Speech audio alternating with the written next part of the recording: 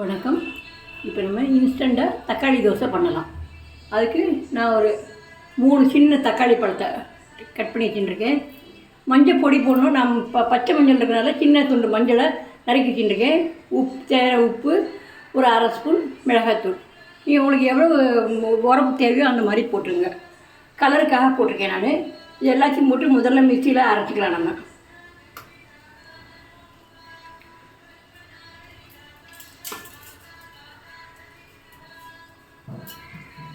நான் முதல்ல அரைச்சி எடுத்துன்னு இப்போ இந்த கப்புனால் 1 கப் அரிசி மாவு போட்டுக்கிறேன். இதே கப்புனாலேயே ரவை, நம்ம பம்பாய் ரவை, வறுத்தது வறுக்காது எது வேணால் போட்டுக்கலாம். அதுக்கப்புறம் 1/2 கப் கோதுமை மாவு. நம்ம ஏற்கனவே உப்பு போட்டாச்சு. நம்ம இப்போ தண்ணி விட்டு அரைச்சி எடுத்துன்னு வரலாம். இப்போது அரைச்சாச்சு. இதே ஒரு பாத்திரத்தில் விட்டுக்கலாம். மாவு கொஞ்சம் கெட்டியாக தான் இருக்குது. நம்ம தண்ணி விட்டுக்கலாம். நம்ம மிக்ஸி ஜாரை அலம்பி அந்த தண்ணியை விடலாம். ஏன்னா இதுக்கு மாவு கொஞ்சம் நீர்க்க இருந்தால் தான் தோசை நல்லா வாக்க வரும், நல்லாவும் இருக்கும். நல்லா மொறுன்னு வாக்கலாம். கொஞ்சம் கெட்டியாக இருந்தாக்கா கொஞ்சம் மொழுன்னு இருக்கிற மாதிரி இருக்கும். அதனால் நம்ம தண்ணி விட்டு அப்படியே மூடி வச்சிடலாம்.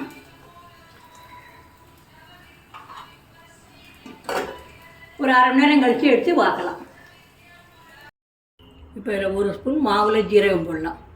இப்போ நம்ம தாளித்து கொட்டணும், தாளித்து கொட்டலாம். நான் தாளித்து கொட்டலை. இப்போது ஒரு 1/2 டம்ளர் தண்ணி விட்டுப்போம். இது கொஞ்சம் ரவா தோசை கரைக்கிற மாதிரி கொஞ்சம் தண்ணியாக தான் இருக்கணும். அப்போ தான் நல்லா மொறுன்னு வரும்.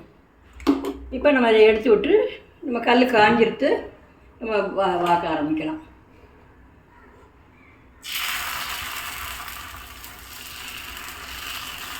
இன்னும் கொஞ்சம் கூட தண்ணி விட்டுக்கலாம். நம்ம நீங்கள் பார்த்துங்க, நம்ம ரவா தோசைலாம் எப்படி வைப்போமோ அதே மாதிரி தான்.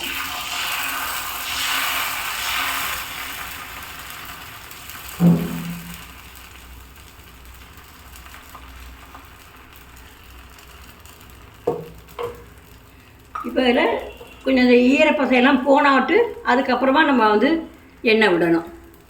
எண்ணெய் விட்டோம்னா சரியாக இருக்கும். இப்போ நம்ம எண்ணெய் விடலாம். சுற்றி ஒரு நடுவில் எல்லா இடத்துலையும் வச்சுட்டு போனால் நீ எடுத்துப்பியா? இப்போ நம்ம 3 போட்டுடலாம்.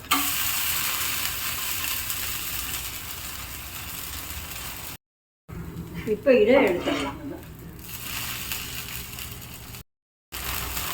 நீங்கள் ஒவ்வொரு தரமும் மாவை கலக்கி விட்டு வாக்கணும். கொஞ்சம் கெட்டியாக பிடிச்சிட்டு நீங்கள் தண்ணி விட்டுக்கலாம்.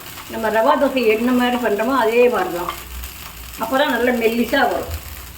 கொஞ்சம் அடுப்பை நிதானமாக எரிய விட்டுட்டு நல்லா ரோஸ்ட் ஆனவுடனே நீங்கள் 3 போட்டிங்கன்னா நல்லா வரும். இப்போது வித்தியாசமான டேஸ்டான தக்காளி தோசை ரெடி. நீங்களும் செஞ்சு பாருங்கள்.